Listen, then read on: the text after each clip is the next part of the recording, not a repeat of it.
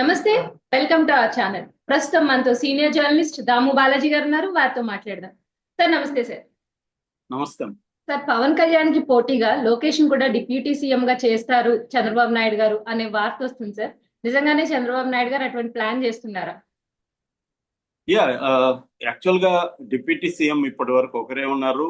మామూలుగా జగన్ 5 మందిని పెట్టాడు. డిప్యూటీ సీఎం అనేది రాజ్యాంగబద్ధమైన పదవి కాదు. అంటే రాజ్యాంగంలో ఎక్కడ డిప్యూటీ సీఎం అనే పోస్ట్ లేదు. సీఎం ఉంటది, మంత్రులు ఉంటారు. క్యాబినెట్ అంటే అర్థం అదే.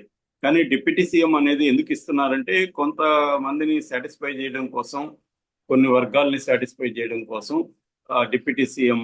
ఎందుకంటే అదేదో తుమ్మితే ఊడిపోయి ముక్కు అంటారే, అలాగే అది 6వ వేలు లాంటిది అంటారు. అది ఉన్నా ఒకటే లేకపోయినా డిప్యూటీ సీఎం అనేది ఏమి సపరేట్ గా వాళ్ళకి అధికారాలు కానీ ఇంకొకటి కానీ ఏమి ఉండవు.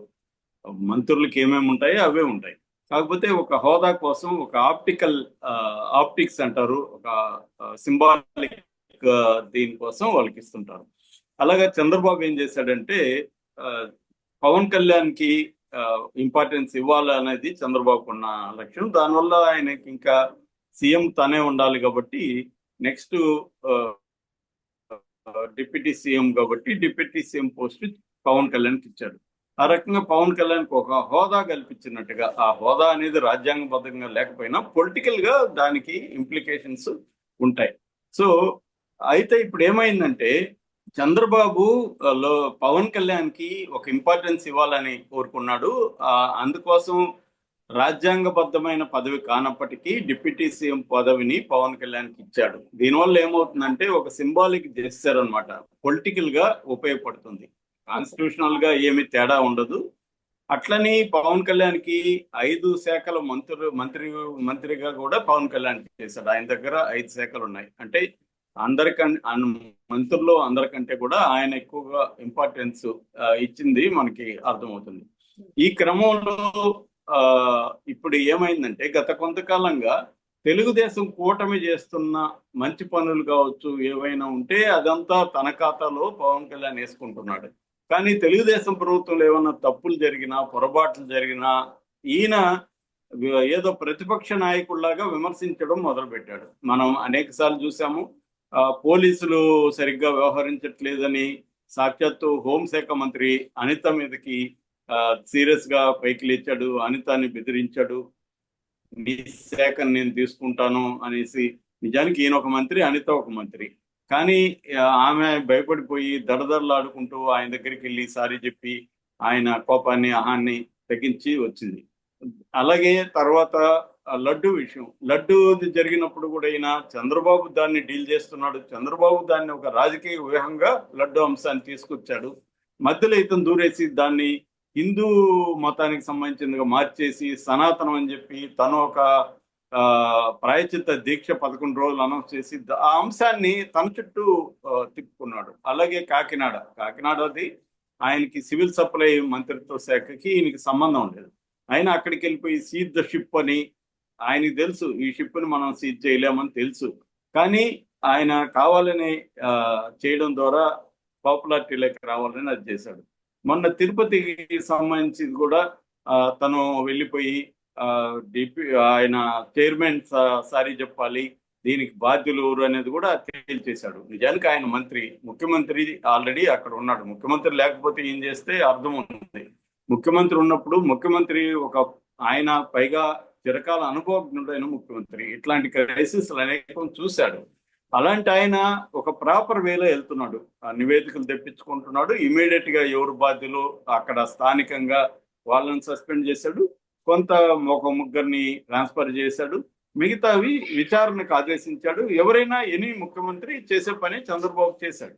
కానీ ఈయన అంతటితో ఊరుకోకుండా లోకేష్ నియమించిన, అంటే లోకేష్ పట్టుబట్టి బిఆర్ నాయుడిని అక్కడ టిటిడి చైర్మన్ గా చేస్తే, బోర్డు చైర్మన్ గా అతని దగ్గర సారీ చెప్పించడం ద్వారా నేను లోకేష్ కంటే కూడా పవర్ఫుల్ అని చెప్పకనే చెప్పాడు. అట్లాగే ఫెస్టివల్ అయిపోయిన తర్వాత దాదాపు సగం రోజుల నెలలో నేను పల్లె నిద్ర చేస్తానని అనౌన్స్ చేశాడు. అంటే ఆయన ప్రజల్లో ఏమో ఒక రెబల్ లాగా, ఒక హీరోలాగా తనని ప్రొజెక్ట్ చేసుకుంటూ వెళ్తున్నాడు. లోకేష్ ఏమో కేవలం గవర్నెన్స్ కి పరిమితం అయిపోయి ఉన్నాడు. లోకేష్ ఏమో ప్రజల్లో ఫోకస్ అవ్వట్లేదు, ముందుకెళ్ళట్లేదు.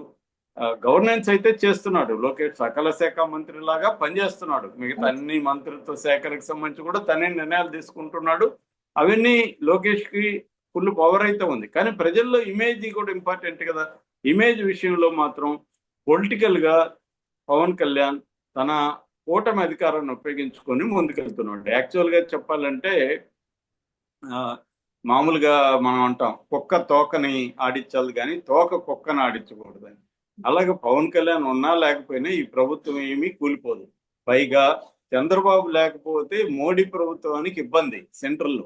అంటే చంద్రబాబు ఇటు రాష్ట్రంలో కంప్లీట్ పవర్ఫుల్, కేంద్రంలో కూడా చంద్రబాబు పవర్ఫుల్. నిజానికి చంద్రబాబు కంట్రోల్లో పవన్ కళ్యాణ్ ఉండాలి, కానీ రివర్సల్ ఏమైంది, పవన్ కళ్యాణ్ కంట్రోల్లో చంద్రబాబు ఉంటున్నాడు. ఇది కారణాలు ఏమైనప్పటికీ దీనివల్ల తెలుగుదేశం కేటర్లో తీవ్ర అసంతృప్తి ఉంది. ఇప్పుడు ఒక వీడియో వైరల్ అవుతుంది. అదేంటంటే మన రాజేష్ ఎవరైతే ఉన్నారో మహాసేన్ రాజేష్, అతను ఒక వీడియో చేశాడు. అతను ముందు నుంచి కూడా లోకేష్ ముఖ్యమంత్రి అవ్వాలని కోరుకుంటున్న వ్యక్తి. అతను ఇప్పుడు ఒక వీడియో చేసి లోకేష్ కి డిప్యూటీ సీఎం ఇవ్వాలి అని నేను డిమాండ్ చేస్తున్నానని తెలుగుదేశం పాలిట్ బ్యూరో సభ్యుల్ని అడ్రస్ చేస్తూ మహాసేన రాజేష్ డిమాండ్ చేశాడు. ఇది ఒక రకంగా మహాసేన రాజేష్ అభిప్రాయం కాదు, తెలుగుదేశంలో అసంఖ్యాకంగా ఉన్న కార్యకర్తల అభిప్రాయం. ఎందుకంటే పవన్ కళ్యాణ్ పైకి ఎదుగుతున్నాడు రాజకీయంగా, రేపు పొద్దున అది లోకేష్ కెరియర్ కి దెబ్బ తగులుతుంది. చంద్రబాబు ఎందుకు దీన్ని సహిస్తా ఉన్నాడు, చంద్రబాబు లోకేష్ ని కూడా ప్రొజెక్ట్ చేయడం ఇంపార్టెంట్. అందుకని ఈక్వల్ గా లోకేష్ కూడా ఇంకొక డిప్యూటీ సీఎం పదవి ఇస్తే లోకేష్ హోదా పెరుగుతుంది ప్రజల్లో. లోకేష్ కూడా ధైర్యంగా ప్రజల్లోకి వెళ్ళి మాట్లాడడానికి వీలవుతుంది. ఎన్నికల ముందంటే పవన్ ఇంపార్టెన్స్ ఇవ్వాలి కాబట్టి లోకేష్ ని మంగళగిరి వరకే కన్ఫైన్ చేశారు. రాష్ట్రం అంతా తిప్పలేదు చంద్రబాబు లోకేష్ ని. ఎందుకంటే పవన్ కళ్యాణ్ హర్ట్ అవుతాడు. పవన్ కళ్యాణ్ హర్ట్ అయితే అతని సామాజిక వర్గం హర్ట్ అవుతుంది. సామాజిక వర్గం హర్ట్ అయితే ఓట్లు ట్రాన్స్ఫర్ కావు. ఓట్లు ట్రాన్స్ఫర్ కాకపోతే జగన్ ఓడించడం కష్టము అనేది చంద్రబాబు వ్యూహం అప్పట్లో. అది కరెక్ట్ వ్యూహమే, అది పనిచేసింది. ఆ వ్యూహం సక్సెస్ఫుల్ అని కూడా ఎన్నికల రిజల్ట్స్ మనకు ప్రూవ్ చేశాయి. కానీ ఇప్పుడు వచ్చిన తర్వాత ఆయన గోల్ ఏంటి, చంద్రబాబు గోలు తాను యాక్టివ్ గా ఉన్నప్పుడే లోకేష్ ని సీఎం గా చేయాలని తెలుగుదేశం నాయకులు కానీ కేడర్ కానీ కోరుకునేది కూడా అదే.